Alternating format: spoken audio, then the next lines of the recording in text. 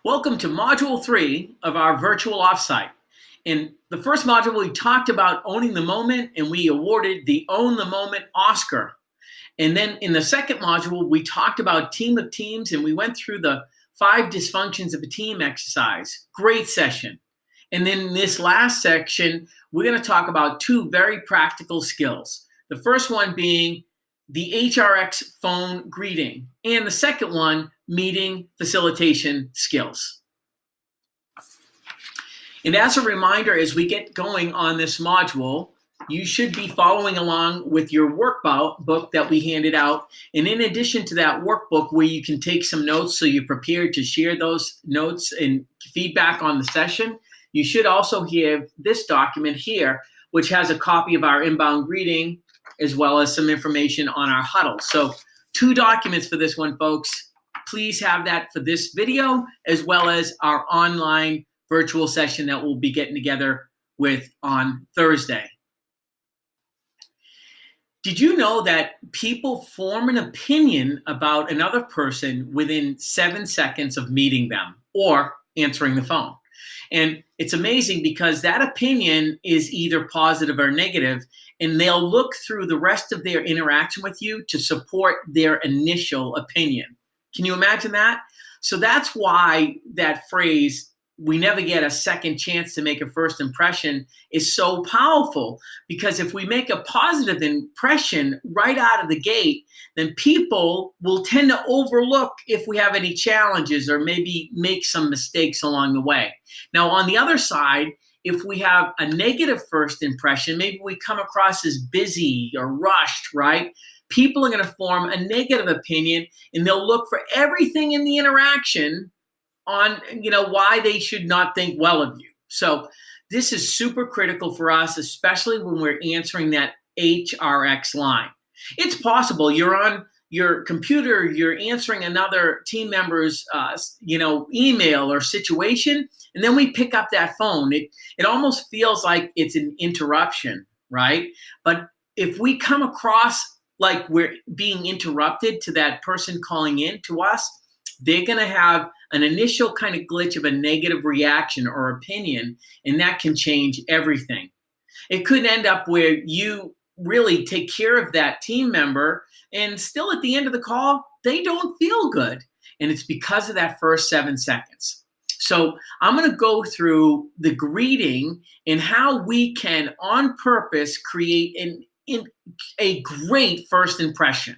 So we've talked about this in previous programs that we've done, but when we do our initial greeting, we want to keep the 3 P's in mind, okay? The 3 P's being pace, pause, and punch. So what we mean by pace, and I'm going to go over the words that we're going to use here in a moment, but we want to make sure our pace is not too fast.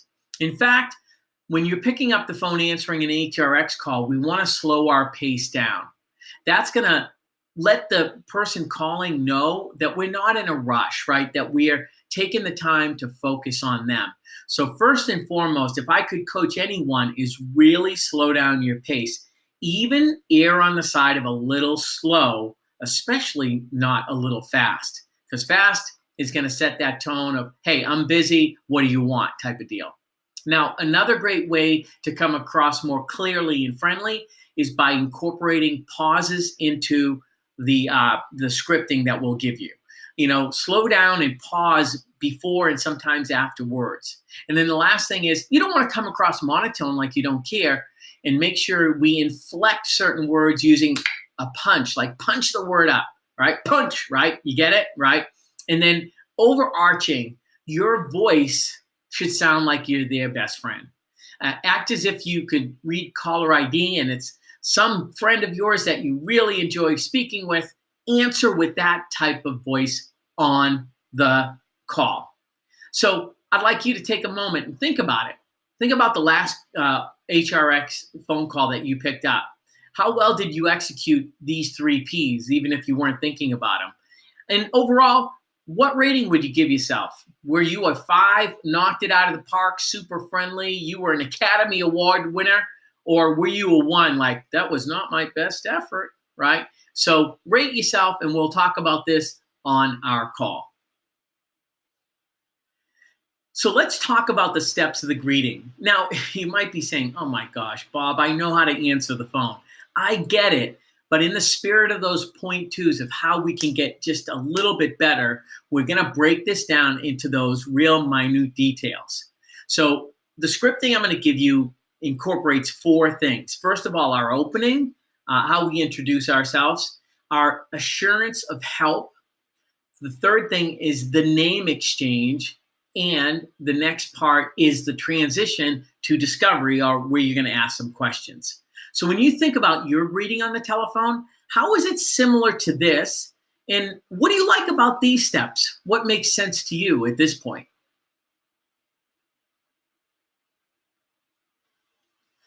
Okay, so here's the big reveal. Here's the greeting script.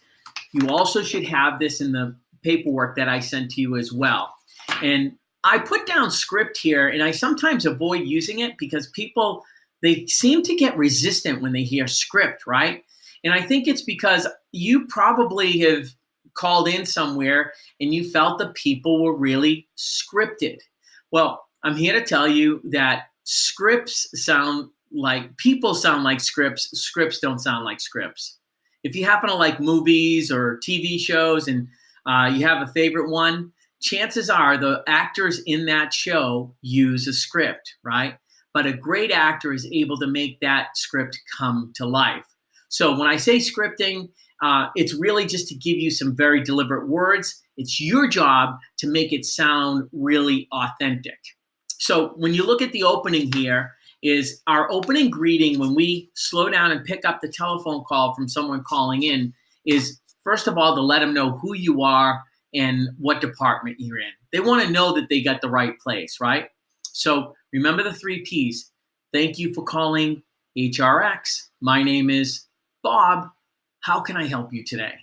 So you might even go a little slower than that. But notice I have some little pauses before HRX and before my name. It kind of slows down and it helps people get engaged. When we speak too quickly, oftentimes people are disengaged and they just want to jump in. So slow down, and this will also give a little bit of a cue to your caller to slow down their pace as well. Chances are they've probably had to go through a phone tree to get to you, so they're ready to share something and they're starting to talk fast. So the way we can help them, help us, help them is by slowing down our pace. So a simple, thank you for calling HRX. My name is Bob. How can I help you today? And notice that pause and also the punch of my name, it helps us come across more clearly. And ideally, they get our name in that initial greeting. But in many cases, they don't. So the next section here is the assurance of help. This is where we're going over the top to let them know that we are here to take care of them. And of course, they expect that. But this, again, in that first 7 seconds, even if we stretch it to 10 here, we're really creating an exceptional first impression. And what this will do is open up and make them more receptive to anything that we end up sharing with them later in on the call, especially if it happens to be bad news they may not want to hear, maybe something we have to deny. So assurance of help, I've given you 3 examples here. So they're going to, start telling you what they want. So let them go. They'll run out of gas. They run out of air, if you will, right? The one thing we want to be careful of is do not interrupt people. Let them run out of gas. They do run out, believe me. But once they do that, you just want to give them a total assurance of help. I would be happy to help you with that. So enthusiastically, not, I can take care of that for you, or remember, that's no problem. We don't use that, right? I would be happy to help you with that. Or, hey, maybe your style today is, it would be a pleasure to help you with that. Or you called the right place and I can definitely help you with that. So again, an over-the-top assurance of help. We are creating a great first impression here. And then the next thing is what we call the name exchange. And the way we make this really personal and authentic is by making sure each of us have each other's name. It's the best friends approach, right? Best friends use names. So chances are up front, they didn't get your name. But if they did, you can avoid this step, right? You can move on, be real. But if they didn't get their name, this is a great way to create some rapport, okay? Hey, once again, my name was Bob, and may I have your name, please? Just be really polite, right? And now this is a little extra, but again, in the spirit of creating great first impressions, hey, may I call you Sally? Or may I call you Susan, right? Because maybe they said their first and last name because they're thinking you have to look up some information from them, right? But this is just like a little bit of extra politeness that creates a great feeling. Now, after this, a good way to connect is asking a simple rapport question. So people oftentimes, they call in and they're a bit stressed, and a great way to make this call more personal is by, hey, asking a simple question like, hey, how's your day going so far today? All right. Now, this is different than how are you today? How are you is more of a throwaway line. People expect it, and it gets a very quick response. I'm fine. So avoid using how are you, and instead break the script a little bit and use, so how's your day going so far today? Now, if they expressed a little bit of frustration up front, right, and maybe they have an issue that they didn't get paid, right? So you might say something like, hey, outside of, you not getting your paycheck, how else is your day going? So these are just a couple suggestions, but you just want to connect with the person. You don't want this to look like you're trying to slow down their request, but look for a way in the first few seconds to connect and make this truly personal. Once you've done that, you're ready to transition into the call. This is transition into discovery. A great opportunity to use their name again. It makes it personal. Hey, Bob, it sounds like you've had some issues getting your paycheck. Obviously, that must be stressful. If it's okay with you, can I ask a few questions so we can get this taken care of for you? Or, hey, Bob, it sounds like you're looking to take a leave of absence because your mom's sick. Let me ask you a few questions, and we'll get this taken care of for you, right? So really simple, right? But all of this here happens in about 10 seconds, maybe 12 seconds. So that first 7 seconds, we got to nail it, right? We have to come across with the 3 Ps. But then after that, just slow, methodical, and kind of friendly approach, right? If you nail this, you'll find that when people call in and you give them some news, good or bad, right? They're going to be far more receptive to whatever you say. So that's why we wanted to share this with you, because we know you're answering these phone calls. So how can you perfect it to make sure you're doing it? Let's talk a little bit about that. But jot down some notes. What do you like about this? What is an area you'd like to work on? Or when you look at this, what's an area where you may struggle incorporating? Because it's simple to understand and look at, but when you're in the moment, think about it. You're always picking up the phone. You're going to go into your old kind of habits, right? This is going to take some work to put into play. Let's talk about it. So my daughter plays the piano, and a way she learns is her teacher will play, and then she'll just copy her teacher, right? But in anything that we learn, practice is really key. And I call this verbal practice, okay? One of my clients made up this. They say, you go, I go. Right? So my advice is to get this down is get that script, okay? And find one of your colleagues. If you're in Memphis, go hunt down George, right?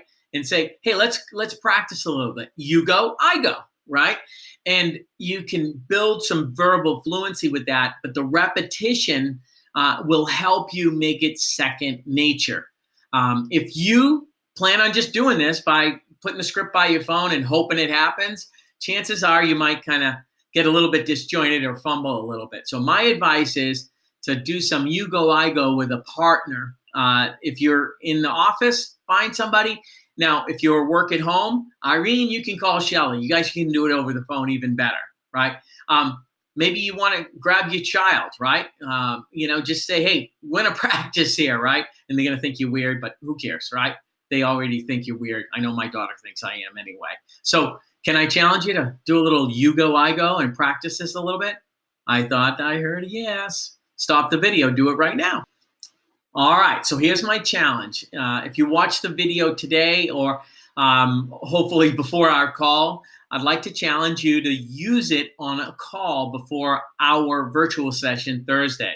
My challenge is print the thing out, put it near your desk, and track 3 calls. Be super deliberate to see what the reaction was. And then when we get on the call, we can hear what had happened and if it had an impact on that call that you had.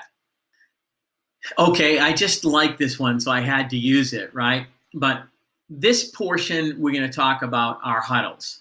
Over the last couple of years, I've had the chance to conduct huddles with you. In addition to that, Valerie and LaShonda have had the chance to facilitate some of these huddles, and I kind of acted more of a co-pilot, or just I kind of went along for the ride.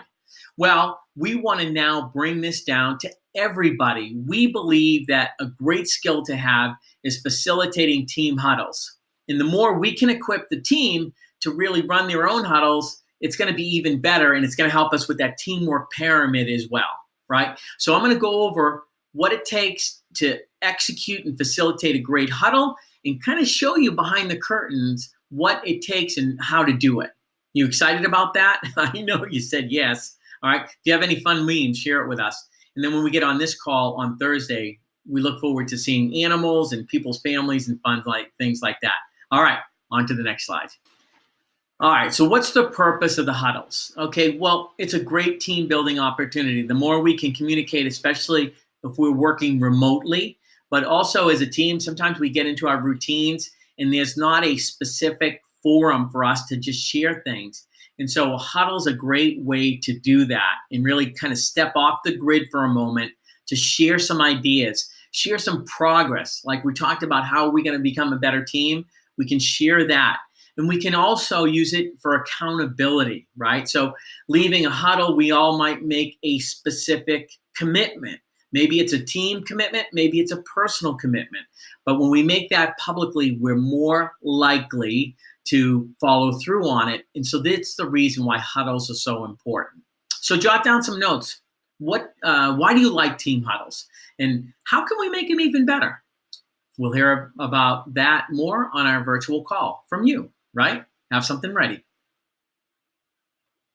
You know, like anything else in life, it's the preparation that really shows up in terms of when you're going to do something. And if you prepare well, chances are things are going to go better. If it's in sports, it's preparing your game plan, right? Getting conditioned, practicing your plays. And in business and in running a huddle, it's preparing for the huddle. If you just show up and wing it, chances are it's going to probably not go as well as you had hoped. So if you want to become a master at this, become a master at preparation. I'm going to go over in great detail, and it's also one of the handouts that I've given you, some of the preparation detail you can use. It's kind of on steroids, I get it, but I'd rather give you more information rather than less. But number one, if you're going to be owning the huddle, my advice is send an agenda out to everyone so they know what to expect. And also let them know what you expect of them. So if you share on the agenda and you want people to share a success story or a progress update, let them know, hey, I'm going to ask everyone to share this. So that way they're not caught off guard. Too often, less effective teams, when they show up to a huddle, what ends up happening is people expect to show up and start doing some email, or, I'll catch up on Facebook, right? We don't run huddles like that. We are about getting together and have an active, robust conversation. So be respectful, share what you're going to do with your participants. Even if it's a routine huddle, still share the agenda, make any other adjustments for specificities that you might be covering.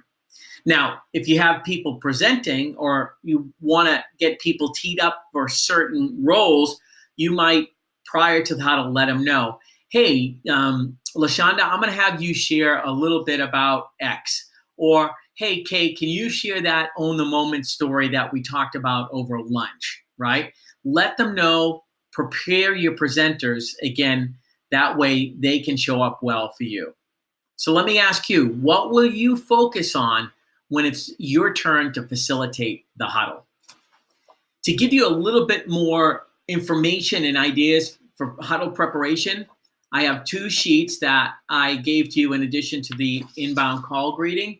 these two here, and these should trigger some ideas. I'm not going to read it to you. You can read. But I'd like you to go through that and be prepared to share, check off one or two things that catch your attention and share with the group what one did and why. And how can this help you be better prepared for the huddles? Okay, so as we wrap up, we're going to ask you, as we do all the time, what did you walk away with? What's an idea you got? What did you learn today that you can put into practice? The other thing I'll be asking is, how confident at the end of the session are you about conducting your first huddle? Are you in number 1, I'm freaking out, right? Or number 5, like, I'm a rock star, I got this, right? Wherever you are, we want to help you get to that next level. If you happen to be the one that's a 5, we're going to get you to a 6. How about that, right? But in addition to that, we're going to do a breakout and talk a little bit about how we can plan, structure, and logistically get our huddle started so we can at least continue the conversation around the 5 dysfunctions of a team and working on our team building and teamwork activities. Sound good? All right. So we covered the greeting and we covered huddles in this module here. Be prepared to have a great, robust discussion and let us know what's working for you. Talk to you soon.